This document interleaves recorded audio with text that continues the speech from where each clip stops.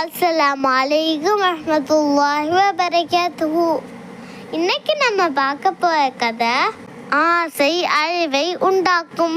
தெரு புழுதியில் புரண்டு புரண்டு எழுந்து கால் கால் என்று கத்தியது ஒரு கழுதை.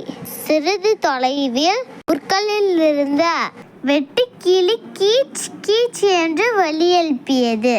வெட்டுக்கிளியின் அருகில் கழுதை சென்றது. உன் குரல் மிக இனிமையாக இருக்கிறதே, உனக்கு இந்த குரல் எப்படி உண்டாயிற்று?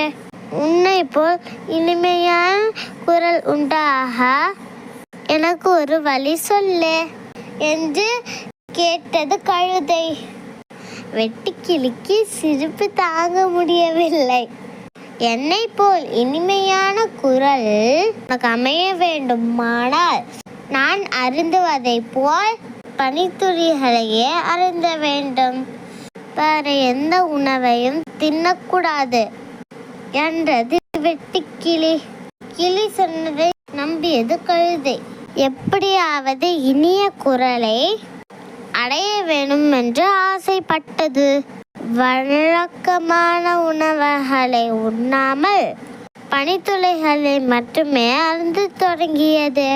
கழுதையின் உடல் மெலிந்தது, நடை தளர்ந்தது, சோறு மிகுதியாயிற்று.